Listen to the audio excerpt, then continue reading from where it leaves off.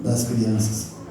Eu confesso que antes de eu ter filho, né, eu não cuidava muito isso, né? Mas depois que veio meu pequenininho ali, hoje quando eu vejo uma mãe aí com uma, duas crianças no colo, e uma corre para um lado, outra para o outro, e a mãe se redobrando ali, eu dou muito valor nisso. Porque não é fácil, né? A gente tem um só ali e o pequenininho não para, né? Então o trabalho infantil, o trabalho com as crianças é muito importante, mas é um trabalho abençoado. A igreja ela é composta assim por famílias, né? Deus criou só duas instituições, que a primeira é a família, a mais importante de todas, a segunda é a igreja, e nós fizemos parte das duas, né? Deus ama as famílias, e a igreja é um lugar que tem que ter espaço para todo mundo, para as crianças, para os jovens, para o adolescente, para o adulto, para o idoso, né? Então esse trabalho com as crianças é muito importante. Deus já está abençoando muito, né, pastor Marcelo? Ele vai abençoar cada vez mais aqui este ministério, também por conta desse trabalho que estão fazendo. Quem trouxe sua Bíblia aí diz amém, irmãos? Amém. Coisa boa. Então eu vou convidar você a abrir Evangelho de Mateus, capítulo 7, versículo de número 24.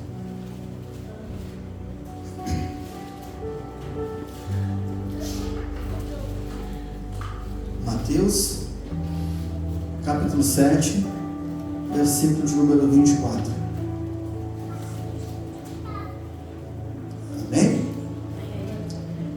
Portanto, todo aquele que ouve estas minhas palavras e as pratica será semelhante ao homem prudente, que construiu a sua casa sobre a rocha. Amém? Sentado mesmo, irmãos, pode fechar seus olhos aí, inclinar sua cabeça. Vamos falar mais uma vez com o nosso Deus, porque Ele se faz presente aqui nesse lugar, irmãos. E certamente Ele vai falar mais uma vez ao teu coração, não porque eu vou pregar, mas porque a palavra do Senhor vai ser dita aqui neste lugar. Pai querido e Pai santo, nós te louvamos, Senhor, nós te agradecemos. Nós já sentimos, Senhor, a tua presença aqui neste lugar, Senhor. E nós sabemos, Pai, que a tua presença ela é real aqui, Senhor. Nós sabemos, Pai, que o teu Espírito Santo está trabalhando aqui neste lugar, Senhor, em cada vida aqui, Deus. Nós damos liberdade para ti, Espírito Santo. Nós queremos dizer que tu és, Senhor, a pessoa principal, Senhor. Nos conduz aqui nesta noite, Pai. Fale aos corações. É o que nós te pedimos, para a honra e glória do teu nome. Amém e amém.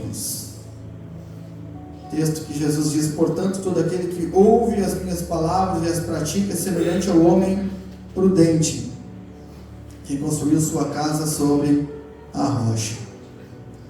Quero começar dizendo que a palavra de Deus, irmãos, ela só é eficaz na nossa vida quando nós a praticamos. Aí ela passa a ser eficaz em nossa vida.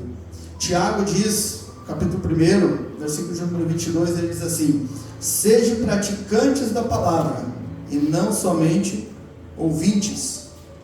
Ou seja, nós precisamos praticar a palavra para que ela faça efeito na nossa vida. A Bíblia é a palavra de Deus, e na palavra de Deus nos contém a receita para que a gente possa ter aqui nessa terra uma vida abundante e, obviamente, herdar a vida eterna, né? Em João, capítulo 10, versículo de número 10, Jesus disse assim: Satanás veio para roubar, matar e destruir, mas eu vim para trazer vida em abundância. Ali no original, a palavra não é abundância, mas no original a palavra é plenitude. A palavra plenitude no grego quer dizer pleroma. O que significa a palavra pleroma? Completo na sua totalidade. Ou seja, estável, seguro, com paz, com alegria. Jesus veio para nos trazer isso, para nos trazer uma vida plena. Satanás sim veio para roubar, matar e destruir, mas Jesus veio para nos trazer uma vida abundante, uma vida de plenitude, com paz, alegria, com amor, felicidade dentro do nosso lar. Mas nós temos um adversário chamado Satanás, diabo, serpente. E Jesus deu um título para ele também. A única coisa que Deus deu paternidade para Satanás, é da mentira. Jesus disse: olha, Satanás é o pai da mentira. Nós temos um adversário que é o pai da mentira, e ele trabalha, irmãos, para que você e eu não vivemos, para que você e eu não vivemos dentro da palavra do Senhor, para que a gente não pratique a palavra do Senhor. Satanás não quer que nós praticamos a palavra do Senhor. Ele veio para enganar, ele veio para desvirtuar a palavra de Deus, porque ele sabe que o cristão que é praticante da palavra do Senhor, ele vai vencer. Ele pode passar por lutas, ele pode passar por adversidade, mas ele vai vencer. Ele vai ter alegria, ele vai ter paz dentro do seu lar, porque Jesus nos prometeu isso. Por isso que Satanás trabalha para que nós não praticamos a palavra do Senhor Jesus. E isso é desde sempre. Lá em Gênesis, no capítulo 3, em casa os irmãos podem acompanhar, fazer a leitura desses textos que eu vou citar aqui. Mas em Gênesis capítulo 3, no versículo de número 3 também, Deus diz assim para Adão: mas do fruto da árvore que está no meio do jardim, disse Deus, não comereis dele, e nem tocareis, para que não morrais. Aí no versículo de número 4, a serpente diz à mulher: certamente vocês não morrerão, certamente não morrerás. E no versículo 5, a serpente continua dizendo: porque Deus sabe, o dia que comerdes, se abrirão os vossos olhos, e sereis como Deus.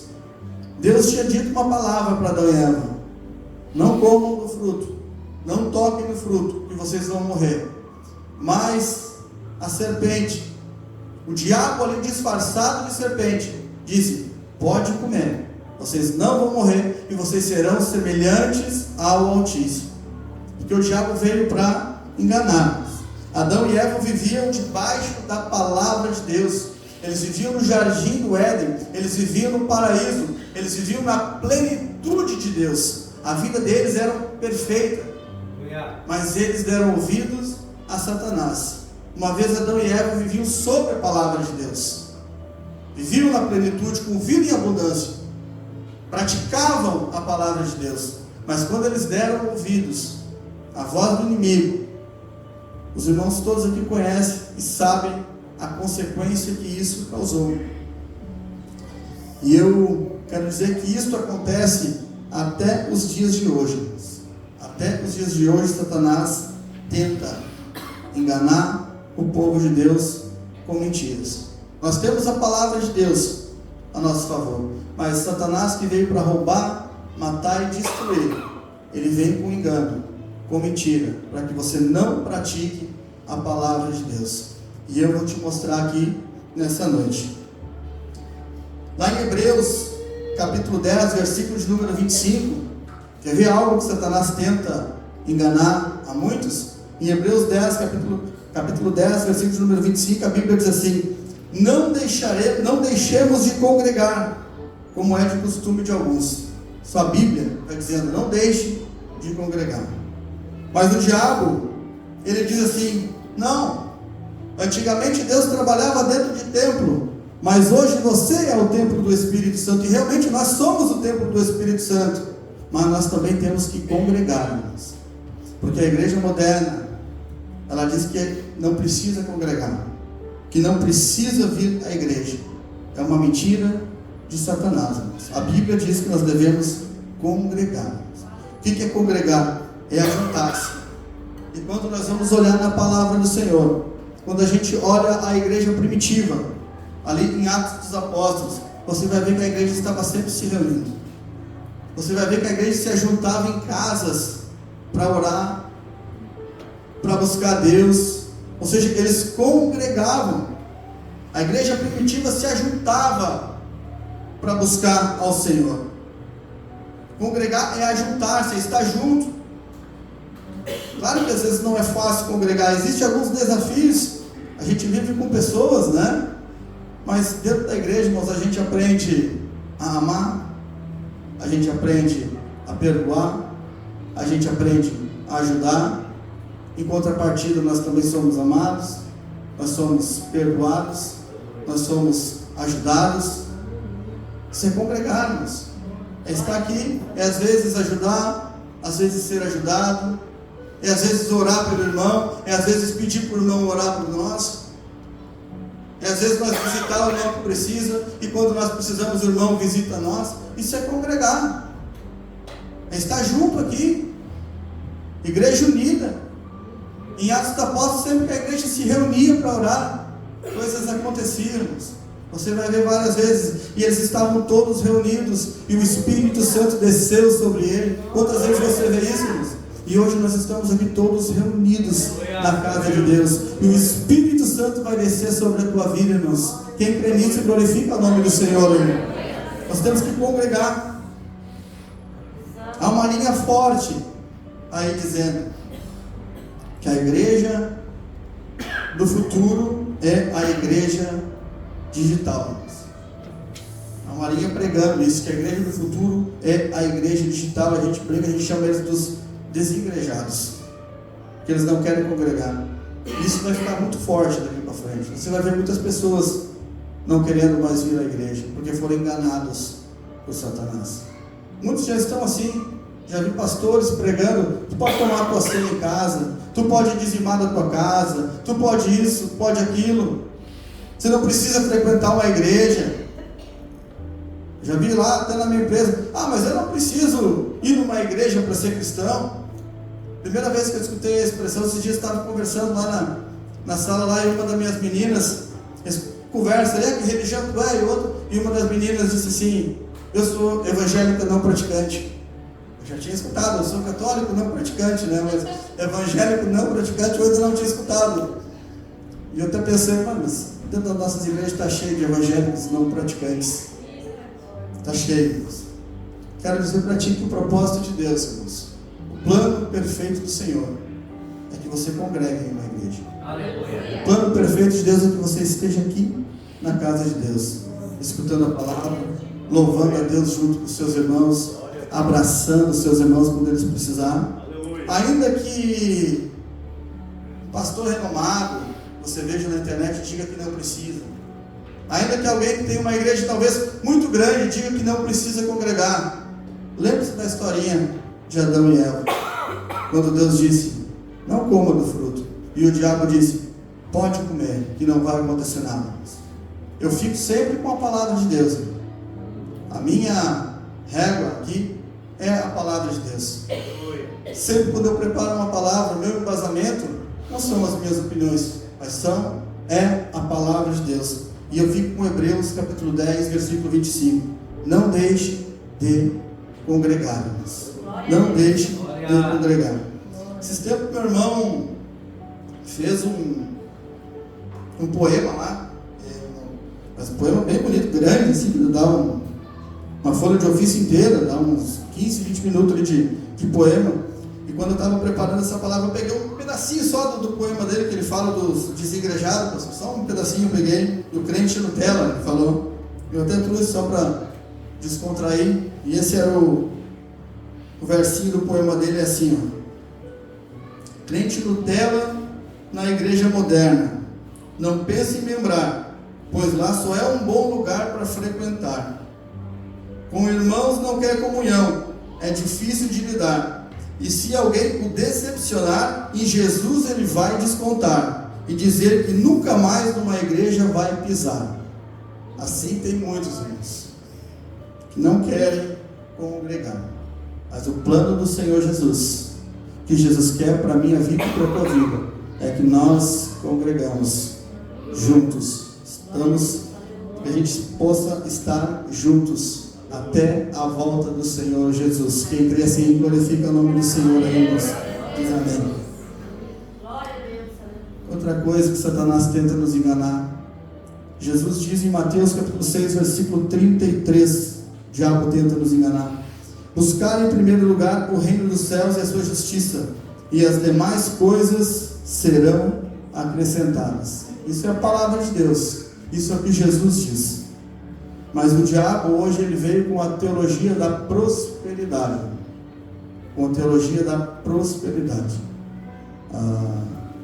Dias atrás, eu estava olhando um culto ali e eu fiquei com vergonha, porque a gente prega, a gente é conhecedor da palavra, e eu fiquei com vergonha ali do apelo do pastor. Ele tinha no DataShow uma planilha de Excel aqui aberta, e ali tinha: você quer dar uma semente? E a semente começava com 500 mil reais, e no lado da semente estava assim, 7 vezes mais, ou seja, quem dava aquela semente ganharia 7 vezes mais. Eu concordo, irmãos, que quando a gente abençoa a casa do Senhor, nós somos abençoados. Quando você oferta na casa de Deus, você é abençoado. Quando você dizima, você é abençoado, porque a palavra do Senhor nos garante isso. Quando a gente faz esses trabalhos que os irmãos fazem aqui, e a gente pede ajuda, e você ajuda, você é abençoado, porque Deus abençoa-nos. Mas é quando a gente induz e tem esse tipo de palavra, Deus não se agrada, irmãos. Porque a Bíblia diz, em 2 Coríntios 9, versículo 7, cada um contribua segundo o seu coração, com alegria, e não por necessidade. O que é necessidade, irmãos?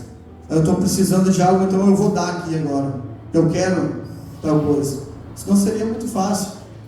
É que hoje me dá 1.000, que amanhã tu vai ganhar 2.000. Não é assim com Jesus, irmãos. Nós temos que fazer tudo com amor. Tudo segundo a palavra do Senhor. Quando a gente dá alguma coisa, tem que ser com alegria para o Senhor. Quando a gente oferta, tem que ser com alegria. Quando a gente dizima, tem que ser com alegria, porque é a palavra de Deus. Mas a teologia da prosperidade que é pregada aí fora não está dentro da palavra do Senhor Jesus. Porque a Bíblia diz: buscar em primeiro lugar o reino dos céus. Em primeiro lugar o reino dos céus. Em primeiro lugar as coisas espirituais. Tudo aquilo que é espiritual está acima daquilo que é terreno, irmãos.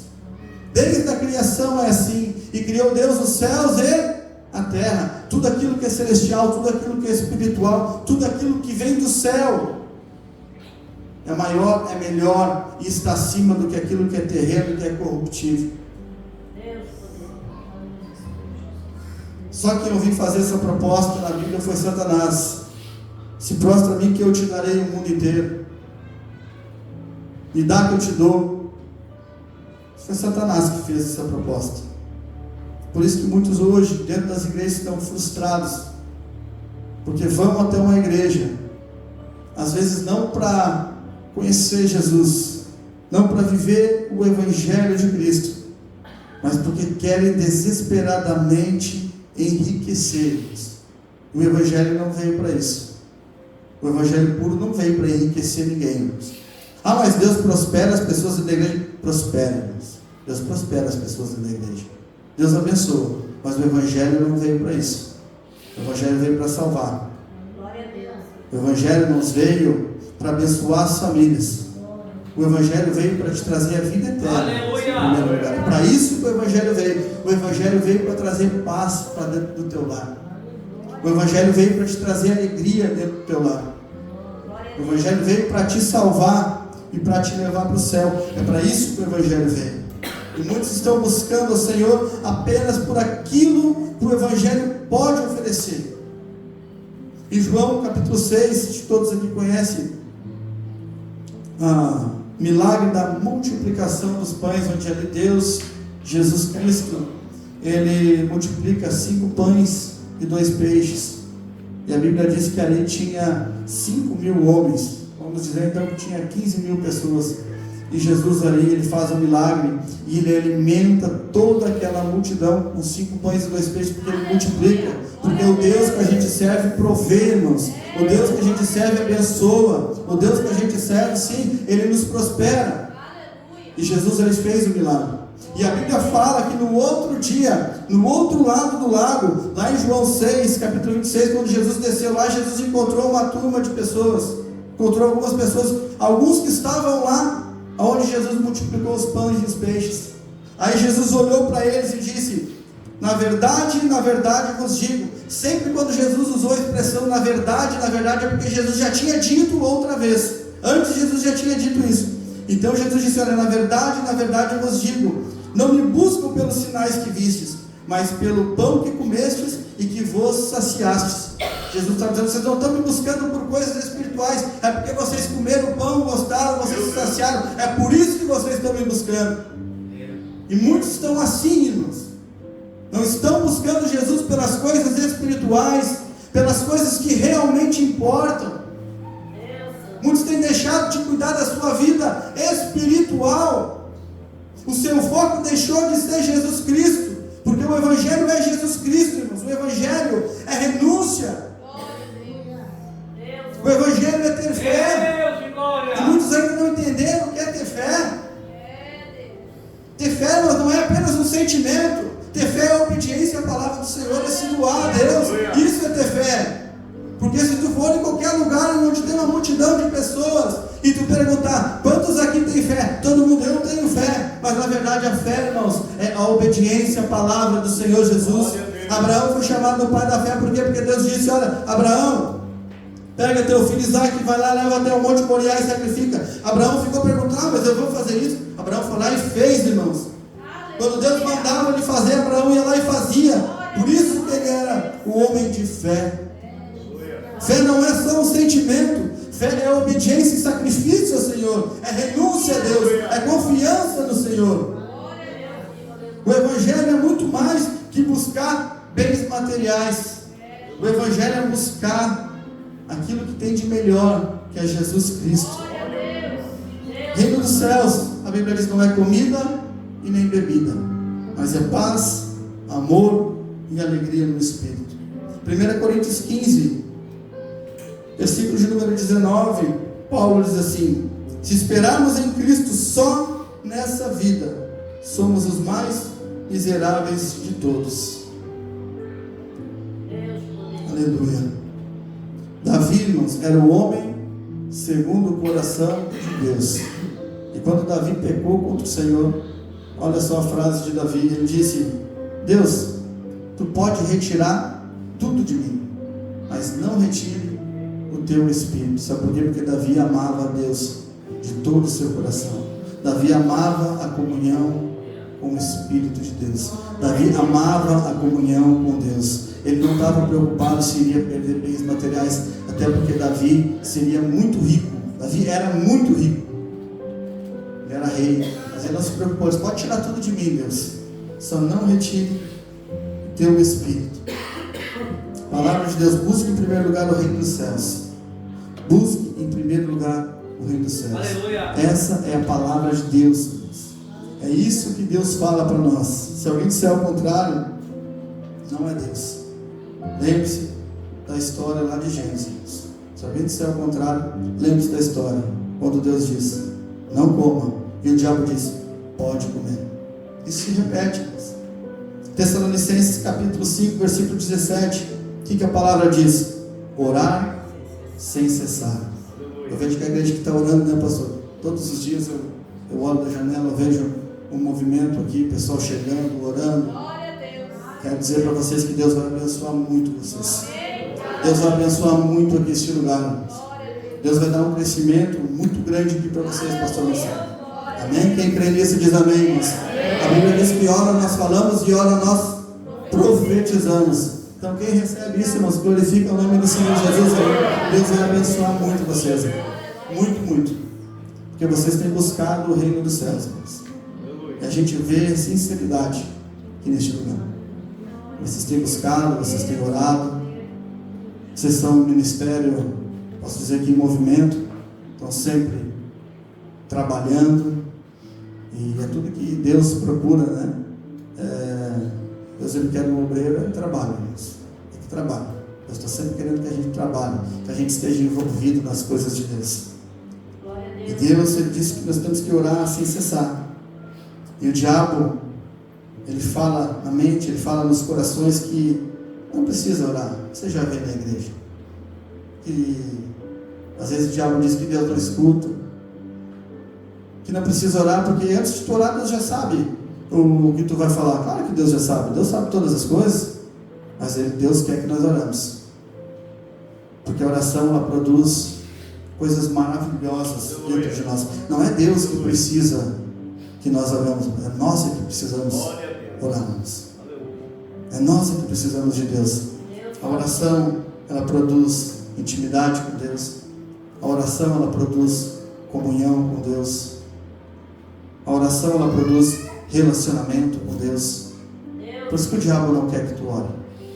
O diabo não quer que tu tenha intimidade com Deus, porque ele sabe o poder da oração. Eu já falei isso aqui.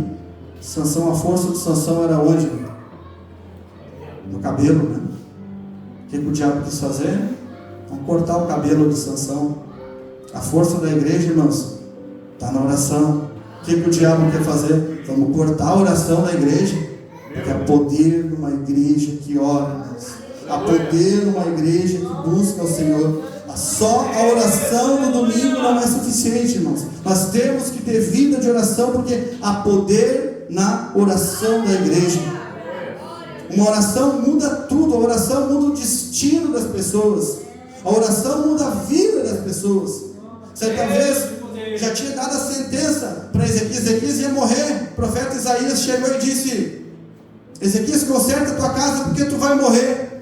E a Bíblia diz que Ezequias dobrou seus joelhos e orou e falou com Deus. E logo Isaías teve que voltar e disse: olha, Deus manda te dizer que Ele acrescenta 15 anos na tua vida.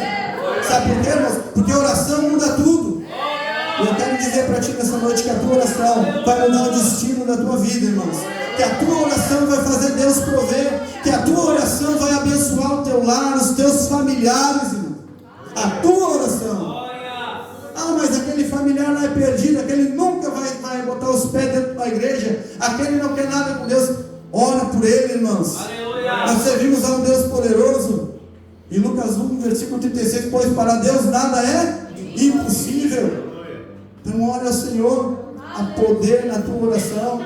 Certa vez Jesus disse para Pedro: Pedro, Satanás pediu que tu peneirasse como trigo, mas eu orei por vós, e quando você estiver forte, fortaleça os teus irmãos. Olha o poder da oração.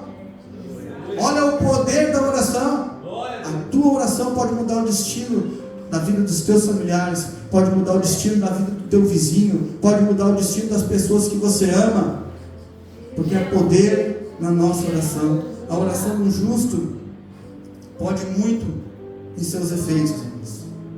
Não importa qual seja a situação da tua vida, a tua oração, ela tem poder. E Deus, Ele trabalha quando a gente ora. Quando tem aquela frase: quando nós trabalhamos, mas quando nós oramos, Deus trabalha. Amém? Ora ao Senhor, tenha vida de oração, irmãos. Não deixe o diabo dizer que não precisa orar. Não deixe o diabo te enganar, irmãos. Nós precisamos orar. Nós precisamos buscar Deus. O diabo tem enganado muitas pessoas com falsas mentiras. Tudo aquilo que a palavra nos orienta. E quando a palavra de Deus nos orienta a algo, é porque é bom. Quando a palavra ela diz para nós que alguma coisa nós não podemos fazer, não é que Deus aqui quer nos privar de algo, quer dizer que nós não podemos fazer algo, quer omitir algo de nós. É porque Deus conhece o ser humano e Deus sabe que faz mal para nós.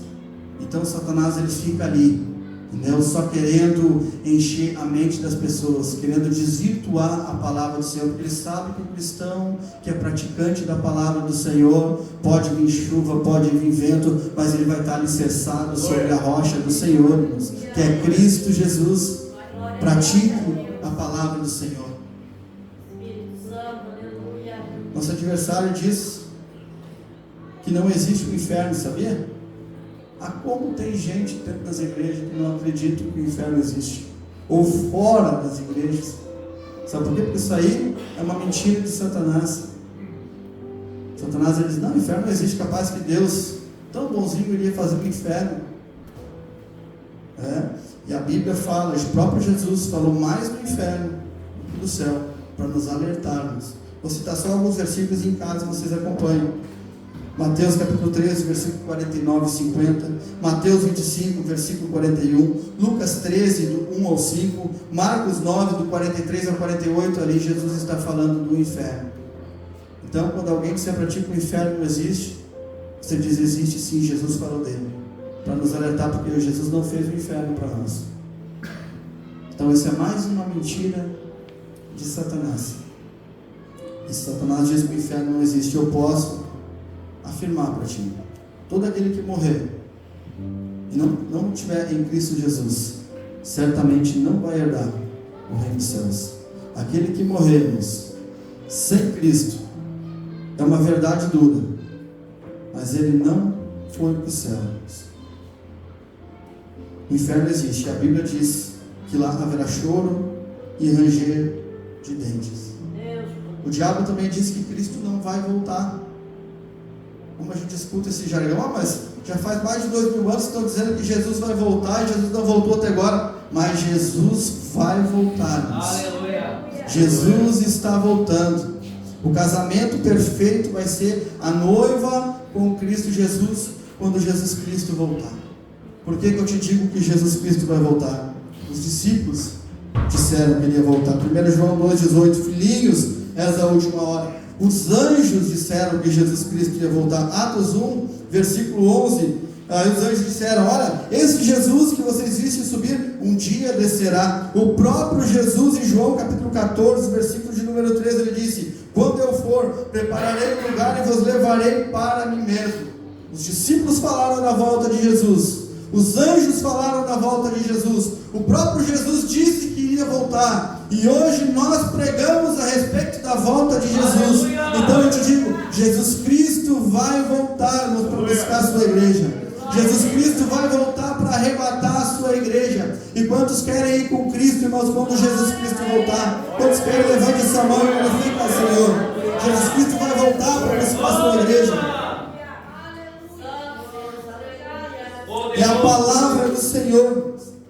Ele vai voltar. A mentira de Satanás que ele não vai voltar é mentira de Satanás, porque Jesus, que é a verdade, Jesus é a verdade e Satanás é a mentira. Sempre, irmãos, tudo que você for conferir, tiver dúvida de algo, vai na Bíblia Sagrada. Busque, a sua fonte tem que ser a palavra do Senhor, porque a palavra do Senhor é verdade. Jesus disse assim: olha, eu sou o caminho, a verdade e a vida. Jesus é a verdade. O pastor Marcelo falou aqui: conhecereis a verdade vos. Então nós temos que nos basear naquilo que a Bíblia fala. Não importa que outro aí pregue, se alguém prega diferente do que está na Bíblia, é mentira. A verdade é a Bíblia. Eu gosto muito do versículo lá de Atos dos Apóstolos, capítulo 17, versículo 11, que diz assim: as pessoas de Bereia foram mais nobres que os da igreja de Tessalônica, porque eles recebiam a palavra e examinavam nas Escrituras. Sabe o que é bonito da igreja? Quando a gente escuta a palavra do Senhor e a gente vai lá e examina na palavra de Deus. Tu vai confiar a tua salvação em só uma pessoa que está falando? Ou você vai examinar na palavra de Deus, irmãos? Porque a verdade está aqui. A verdade está aqui, é a Bíblia, irmãos. A Bíblia é a palavra de Deus, inspirada por Deus. A Bíblia foi escrita, irmãos, cerca de 40 homens escreveram a Bíblia. No período de 1500 anos, e ela não se contradiz. Sabe por quê? Porque ela é a palavra de Deus, irmãos. A Bíblia é a palavra de Deus, ela é a verdade absoluta. Hoje eles relativam todas as verdades, mas a Bíblia é a verdade absoluta. Josué 1,7 diz: seja forte, corajoso, tenhas cuidado de viver a lei, não desvie nem para a direita nem para a esquerda, para que sejais bem sucedido. Viver a palavra do Senhor. Eu posso te assegurar, o texto que eu li aqui diz que todo aquele que ouve as palavras e as pratica será semelhante a um prudente que construiu sua casa sobre a rocha. Eu posso te assegurar que só por você ter ouvido a palavra, a tua vida ela não vai mudar. Mas se você praticar o que você ouviu hoje, a sua vida vai mudar. Porque não basta ouvir apenas a palavra do Senhor. Eu conheço pessoas que têm uma vida toda dentro de uma igreja e elas não mudam de vida. Eles continuam na mesma situação, porque elas são ouvintes da palavra do Senhor. elas simplesmente se acostumaram a sentar no banco da igreja. Às vezes até por conta da consciência, mas eu preciso ir. A consciência, imagina, não estou indo na igreja. Mas a nossa vida só é mudada e transformada quando nós decidimos viver a palavra de Deus. Só ouvir a palavra não muda, mas praticar a palavra do Senhor muda tudo. Viver na palavra do Senhor muda tudo. Crer na palavra do Senhor muda tudo. Crer e praticarmos. Nós devemos praticar a palavra de Deus.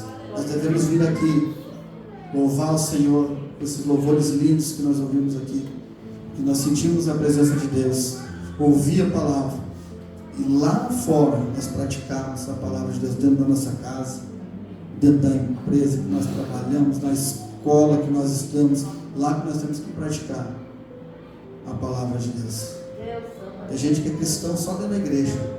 Dentro da igreja tu olha, só falta ter a... como que se diz o nome aqui da... Áurea? Aurela. Parece um anjinho da igreja. Diz, meu Deus, como ele é cristão, aquele ali da igreja, né? Tem uma irmã lá na igreja que ela dizia, meu Deus do céu, meu irmão era um demônio de tão crente. Tem gente que dentro da igreja, tu olha ali, é um anjinho, mas lá fora ninguém sabe que é crente. Porque o testemunho não é um testemunho de cristão, não pratica a palavra de Deus. Você desde pequeno escuta aquele testemunho da criança ali, junto com os pais dentro da igreja, e o pai, junto com a mãe, junto com a criança, e abraça a criança, e abraça a mãe, e beija a mãe, a criança olha para a mãe, e olha para todo mundo, e olha para a mãe, e o pai abraçando a mãe, e a mãe puxa o casaco do pai, a criança puxa o casaco da mãe e diz, ô mãe, ainda bem que nós podíamos morar aqui dentro da igreja, né? O pai é tão bonzinho aqui dentro. Tem gente que é cristão dentro da igreja, mas dentro da igreja é barbado. É barbado. Nós temos que ser cristão lá fora. Bom testemunho. As pessoas olhar para nós, não pela nossa roupa, mas pelas nossas atitudes. Glória a Deus. Que atitude de cristão. Ser uma boa pessoa, ser um bom pai. Às vezes a gente sempre fala muito em ser um verdadeiro adorador, né? A gente pensa que ser um verdadeiro adorador é simplesmente levantar as nossas mãos para o céu, orar, chorar, faz parte. Mas quer ser um verdadeiro adorador? Seja um bom pai, seja uma boa mãe, um bom filho, uma boa filha. Quando tu faz isso, tu está adorando a Deus. Sabia? Quando tu é bom, quando tu testemunha, quando tu faz a vontade de Deus, tu está sendo um adorador. Você é ser adorador. Você testemunha de Cristo. Porque as nossas atitudes, elas falam mais do que as nossas palavras. Se tu tiver a oportunidade, ajuda o teu vizinho. Ele vai lembrar de ti para sempre. Ajuda ele. Seja praticante da palavra do Senhor. Escute a palavra do Senhor e as pratique. Isso não vai te isentar de você ter problemas aqui na terra, dificuldades. Você não vai deixar de ter tribulações. Não prega isso. Mas eu posso te garantir que se tu praticar a palavra de Deus, você vai ser bem sucedido. E você vai ser próspero aqui nessa terra. E quando eu falo de prosperidade, não estou falando você vai ser próspero apenas em termos do dinheiro e bem materiais. Porque prosperidade para o judeu era muito mais que isso. Prosperidade era ter um bom nome, uma boa reputação, era ter paz, era ter alegria. Isso é prosperidade. E se você praticar a palavra de Deus, você vai ter tudo isso, Deus. Porque a palavra de Deus, ela não fala. Amém? É nessas palavras que eu tinha nessa noite. A palavra é simples, mas eu peço que essa palavra ela penetre no teu coração, Deus, que você medite nela. A Bíblia diz conhecer e prosseguir em conhecer ao Senhor. João 8,32, conhecereis a verdade vos libertará. A Bíblia diz que a palavra de Deus ela é lâmpada para os nossos pés. Só a palavra do Senhor. Amém? Convido a igreja a se colocar de pé.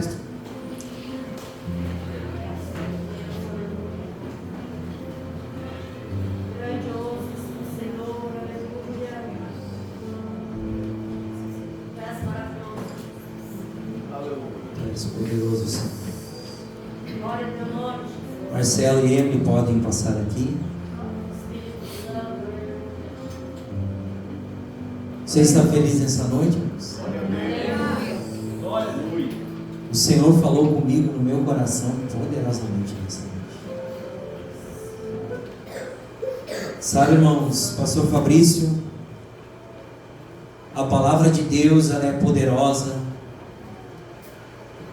A palavra de Deus ela é maravilhosa.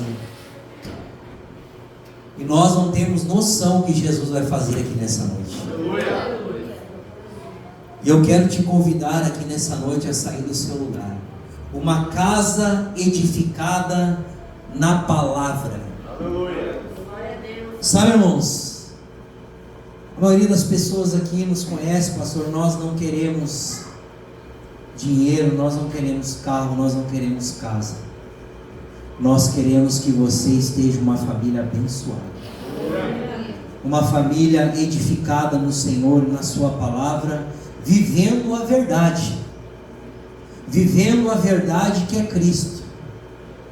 Sabe, irmãos, às vezes a gente olha assim, e a tua oração aqui dentro nesta noite: Senhor, edifica a minha casa, Senhor, me dá um emprego bom, Senhor, me dá um casamento maravilhoso, Senhor, me dá isso, me dá aquilo. E Jesus fala para todos nós que estamos aqui nesta noite: entrega o teu caminho primeiro a Ele, e no mais tudo Ele vai fazer. Tem que ter entrega, irmãos. Tem que entregar a Jesus tudo que você, nesta noite, Jesus falou contigo. Se o Senhor não edificar a casa, em vão é quando você sai de manhã para trabalhar, a Bíblia diz. E o Senhor aqui nessa noite, irmãos, Ele vai edificar as famílias. Ele vai edificar os lares. O Senhor vai edificar os filhos, as filhas, os maridos, as esposas. Não sabe por quê? Porque Jesus quer que você renove o seu entendimento aqui nessa noite, dizendo: Senhor, eu estou pedindo algo para ti, Senhor, mas esse pão perece, mas eu quero algo do céu que venha sobre a minha vida nesta noite, Senhor. É isso que o Senhor vai fazer. Você crê nessa noite? Amém. A Lúcia crê. Você crê nessa noite? Então eu quero convidar você a sair do seu lugar, irmãos. Entrega para Ele aqui nessa noite. É você e Ele, Senhor, eu vou entregar para ti nesta noite, através da tua palavra. E eu quero que a palavra da verdade se manifeste na minha vida, Senhor. Eu gosto quando o apóstolo Paulo vai falar, pastor, dizendo assim: nós não falsificamos a palavra de Deus. Sabe o que ele está dizendo assim, irmãos? Nós falamos de Deus, de Jesus e a verdade